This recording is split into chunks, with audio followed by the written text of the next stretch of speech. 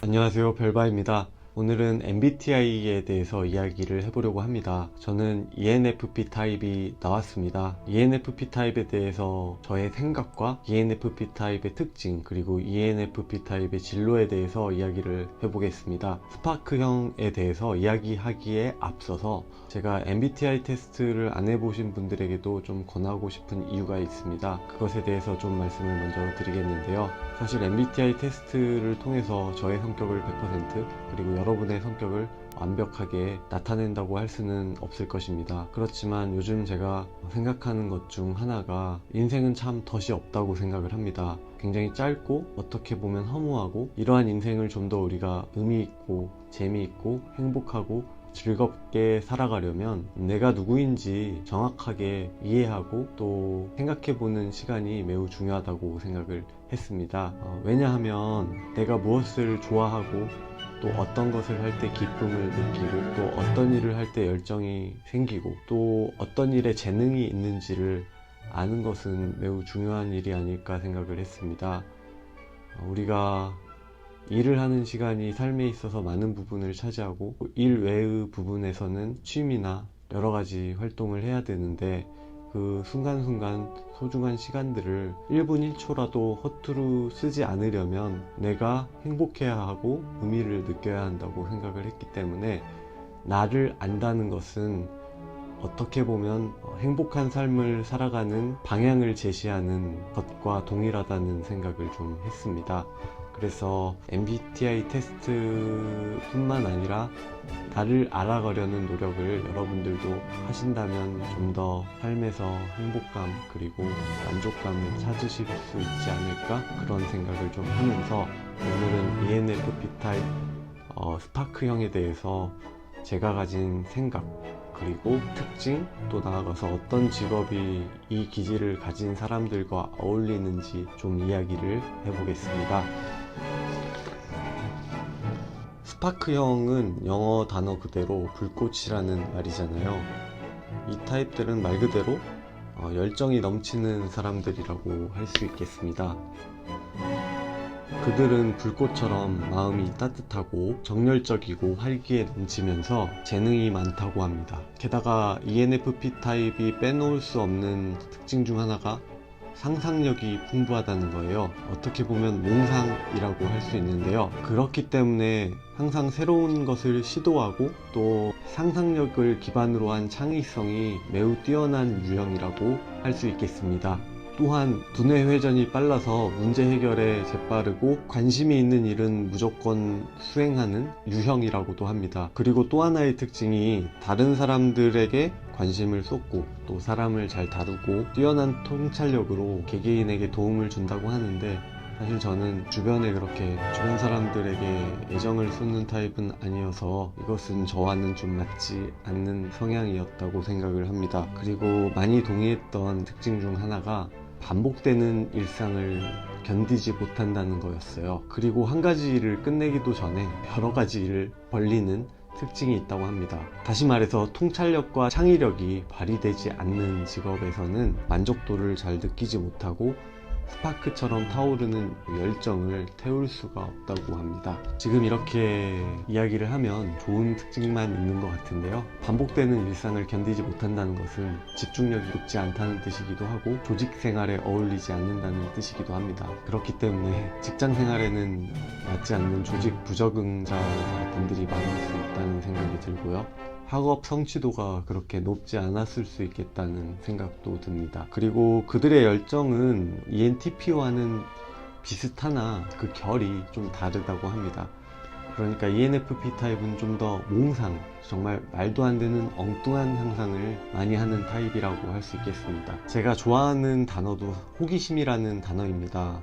이 타입들은 호기심과 상상력이라는 단어로 설명할 수 있지 않을까, 그런 생각도 했습니다. 그럼 이번에는 특징을 좀 나열해 보겠습니다. ENFP 타입은 감정이 얼굴에 잘 드러난다고 합니다. 저도 표정을 숨기지를 잘 못해요. 그런데 저는 표정을 숨기지 않는 것은 좋은 것이라고 생각합니다. 왜냐하면 얼굴은 기본적으로 자신의 감정을 나타내는 창이라고 생각을 하는데요. 오히려 자기의 감정을 숨긴다는 것은 자기의 본성을 거스르는 자연스럽지 않은 일이잖아요. 내가 느끼고 생각하는 것을 표현하고 표출하면서 사고도 확장이 되고 내가 누구인지 사람들에게 알릴 수도 있고 스스로 알 수도 있는 건데 표정 하나하나조차 가식적으로 짓는 것이 마냥 좋은 걸까요? 좋은 것을 보면 활짝 웃고 싫은 것을 보면 또 싫은 티를 내는 게 인간다운 그런 주체적이고 존엄한 삶이 아닐까 그런 생각을 합니다. 두 번째는 새로운 시도를 좋아한다고 나와 있습니다. 새로운 시도 좋아합니다. 다만 끝이 완벽하진 않지만 저는 항상 새로운 시도를 하는 것이 필요하다고 봅니다. 경험이 언제나 완벽한 것은 아니지만 해보면서 느끼는 생각 그리고 좀 더 시야가 넓어진다고 해야 할까요? 여러 가지 것들을 해보면 보다 역지사지의 마음도 생길 수 있고 내가 이만큼 몰랐구나 깨달을 수도 있기 때문에 여러 가지 시도를 하는 것은 좋다고 생각합니다. 저도 새로운 시도를 많이 하는 편이고요. 계획하기보다는 그때그때 ENFP 타입은 일을 처리한다고 합니다. 맞습니다. 근데 저는 때로는 계획도 필요하다고 생각합니다. 물론 인생은 계획한다고 다 되는 것은 아니기 때문에 그런 것을 잘 알고 있어서 제가 계획을 안 하는 걸 수도 있지만 계획을 해놓는다는 것은 작은 목표들을 계속 설정한다는 거잖아요. 그렇기 때문에 계단을 올라가듯이 수월하게 미래를 그리면서 갈 수 있는 거라고 생각을 해서 저도 계획은 좀 해야 되지 않을까 생각을 합니다. 새로운 사람 만나기를 좋아한다. 이거는 케바케인 것 같은데요. 새로운 사람 만나는 건 좋아하지만 또 상처받는 건 좋아하지 않는 것 같아요. 개인적으로는. 그래서 50% 동의합니다. 감수성이 풍부하고 눈물이 많다.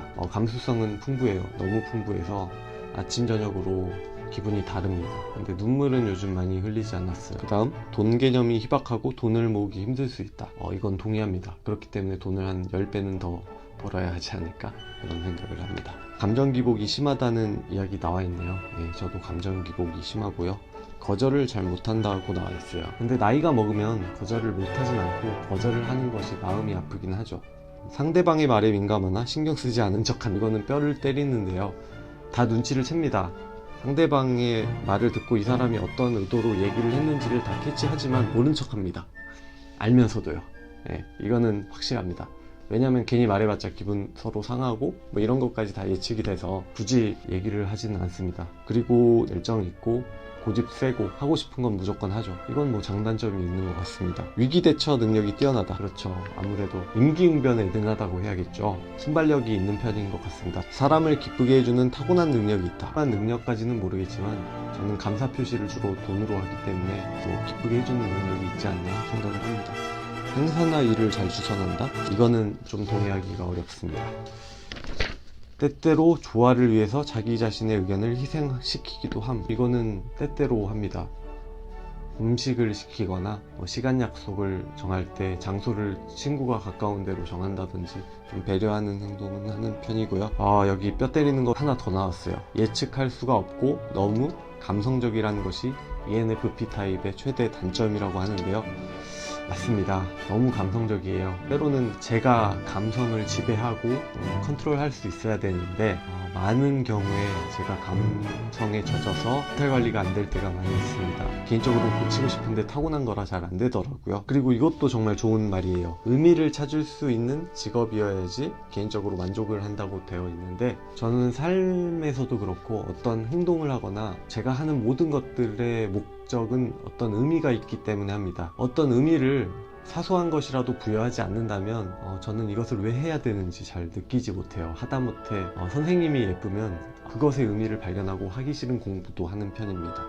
조화의 가치를 두고 있기 때문에 경쟁적인 곳에서는 적합하지 않음이라고 되어 있어요. 저도 경쟁을 좋아하진 않는데요. 왜냐하면 원만하게 지내는 게 좋으니까. 하지만 저는 살아오면서 좀 경쟁을 하는 환경들을 많이 겪다 보니까 어차피 피할 수 없는 경쟁이라면 어떻게든 이겨야겠다는 독한 마음은 있어서 경쟁을 하게 되면 물불 안 가리고 하는 편입니다. 민주적인 조직에서 일하기를 원하며 사람들의 참여를 유도하는 직업을 선호한다. 아무래도 민주적인이라는 뜻이 수평적인 조직이라면 그것에는 동의를 하고요. 사람들의 참여를 유도하는 직업이 사람들과 활발히 의사소통을 하고 아이디어를 내는 일이라면 거기에도 동의를 하지만 반드시 참여만 유도하는 일은 글쎄요, 잘 모르겠네요. 그리고 또 하나의 특징이 인간 가치를 증대시키는 조직에서 일하거나 다른 사람들이 자기 성취를 느낄 수 있도록 만드는 업무가 적합하다고 합니다. 그러니까 누군가의 재능 그리고 능력을 키워주는 일. 근데 저는 사실 이거랑은 좀 맞지 않았어요. 저는 개인이 우선인 사람이어서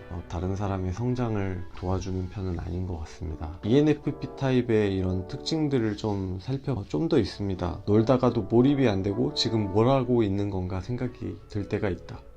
맞습니다. 여긴 어디인가 하는 생각이 술을 마시다가도 가끔 내가 시간을 낭비하고 있지 않나? 뭐 이런 생각 있다곤 합니다. 그리고 이것도 제가 공감하는 특징 중 하나인데 멋내고 꾸미는 것을 좋아한다. 저는 꾸미는 거 되게 좋아해요. 스스로 꾸미는 것도 좋아하고 방도 이렇게 꾸미는 거 좋아해요. 그것도 나를 표현하는 거잖아요. 내가 누구인지를 나타내는 일종의 표현 방식이니까 그것을 좋아하고 선호하고 누군가 이런 나를 내가 표현한 것들을 알아줬으면 좋겠다는 약간의 심정도 있고요. 양보를 잘하고 상대방과 싸울 때는 심장부터 뛴다. 그렇죠. 상상을 하니까요. 그리고 단순 암기에 약하죠. 암기를 왜 해야 되는지 이유를 잘 못 찾으니까요. 왜냐면 인터넷으로 찾거나 암기를 하지 않아도 되는 합당한 이유를 발견한 것 같기도 하고, 인생을 즐겁게 살아야죠. 한 번뿐인 인생인데 선생님이 마음에 들면 하기 싫은 과목도 잘한다. 맞습니다. 하기 싫은 것에 대한 인내력이 부족하다. 인내력 부족합니다. 좋아하는 사람과 싫어하는 사람의 구별이 뚜렷한 편입니다. 저도 매우 뚜렷해서 아마 상대방도 눈치챌 겁니다. 그런데 어떻게 해요? 좋은 사람이 있고 싫은 사람이 있는데 저는 좋은 사람과 싫어하는 사람의 구분이 싫어하는 사람은 아예 하지 않습니다. 그리고 반복적인 일상을 괴로워하고요. 분위기를 잘 띄운 후에 본인은 빠진다고 하는데 그렇죠. 왜냐면 충전 시간이 필요해서 이렇게 분위기 업해놓고 뒤로 빠지는 경우도 있죠. 자신만의 시간을 필요로 하기에 잠수를 자주 탄다. 일이 없을 때는 그냥 집에 틀어박혀 있을 때 있어요. 사람들한테 쌓여 있을 때도 고독한 순간들이 있다는 것을 여러분들도 아실 텐데요. 외롭거나 고독한 감정은 밖에 있다고 해서 오는 게 아니라 그냥 내가 마음먹기 달린 거잖아요. 그래서 굳이 우울할 때 나간다고 기분이 좋아질 것 같지 않아서 때로는 집에 있습니다. 화를 잘 안 낸다. 대신 잘 삐지는데 달래주면 금방 풀린다. 맞습니다. 어린아이 같은 구석이 있어서 삐지는 건 오래 안 가고 그냥 내가 왜 화가 났고 왜 화를 냈고 이해해주면 그걸로 풀리는 것 같습니다. 물론 싫어하는 사람이 그러면 얄짤없죠. 몽상가 혹은 공상가라고 불립니다. 저는 몽상하는 거 좋아합니다. 그리고 마지막이 재밌는데요. 인싸 중에 아싸, 아싸 중에 인싸. 그렇죠. 인싸 중에서는 가장 내향적이고 내향적인 사람들 중에서는 외향적인 편이기 때문에 그것도 맞는 것 같습니다. 자, 이렇게 ENFP 타입의 특징에 대해서 좀 알아봤는데요. 이제 장점과 단점으로 넘어가겠습니다. 장점은 다른 사람들이 갖고 있는 장점을 잘 발견한다고 합니다. 통찰력이 있기 때문에 그 사람이 뭘 잘하고 어떤 것을 할 때 능률이 오르는지는 잘 캐치합니다. 그리고 칭찬을 잘하는 편이에요. 사실에 기반한 칭찬을 하기 때문에 동기부여도 잘 하는 것이라고 생각을 합니다. 그리고 문제를 창의적으로 해결할 줄 안다고 합니다. 그리고 말을 하는데 탁월한 능력이 있고 열정적이라고 하고요. 카리스마가 있다고 하는데 이건 잘 모르겠고요. 그럴 수도 있지 뭐 이렇게 잘 이해하고 타인을 수용하려는 능력이 크다고 하는데 여기에는 동의합니다. 자, 단점 넘어갈게요. 역시 감정적이라는 거죠. 그래서 사람을 싫고 좋아하는 거에 따라서 대우가 달라지는 거, 이거 좀 안 좋죠. 그리고 지나치게 이상적이어서 눈이 높아서요 현실 감각이 좀 떨어지는 편이라고 하고요. 다른 사람들을 훈련하고 비평하는 데는 적합하지 않다고 합니다. 그리고 다른 사람의 감정에 지나치게 이입을 해서 그 사람이라면 어떻게 생각할까? 이것을 너무 신경 쓴다고 합니다. 마지막으로 ENFP형 타입에게 맞는 직업은 창의력을 발휘할 수 있는 창조적 분야, 그리고 마케팅 기획 분야, 그리고 교육 및 상담 분야, 그리고 사회복지 분야, 비즈니스 분야가 있는데요. 크게 예술 쪽, 그리고 작가, 홍보 전문가, 마케팅 컨설턴트, 광고 기획자, 카피라이터, 광고회사 크리에이티브 책임자, 전략 기획자, 홍보원, 아트 디렉터 이렇게 나와 있고요. 비즈니스 분야에서는 마케팅 관리자, 홍보 전문가, 광고 기획자, 세일즈맨, 인사관리자 이런 들이 어울린다고 합니다. 서두에 말씀드렸다시피 내가 누구인지를 잘 아는 것은 직업을 선택하는 데도 도움이 되고 내가 어떤 사람을 만났을 때 내가 더 시너지를 낼 수 있는지도 파악할 수 있는 중요한 지표가 아닐까 생각을 합니다. 오늘은 ENFP 타입에 대해서 좀 알아봤습니다. 여러분들은 창의력이 풍부하고 상상력이 뛰어나고 열정이 가득한 사람들입니다. 이러한 특징은 4차 산업혁명 시대 인공지능이 사람들의 일을 대체하고 사람보다 잘할 수 있는 이 시대에서 인공지능이 사람을 이길 수 없는 유일한 분야가 아닐까 그렇게 생각을 합니다. 그렇기 때문에 우리는 자부심을 가져도 된다고 생각합니다. 종족 여러분들이 있다면 댓글 달아주시면 또 감사할 것 같고요. 저는 사실은 ENFP 타입이지만 INFP 성향도 있습니다. 그래서 다음번에는 INFP 타입에 대해서도 설명을 해보겠습니다. 감사합니다.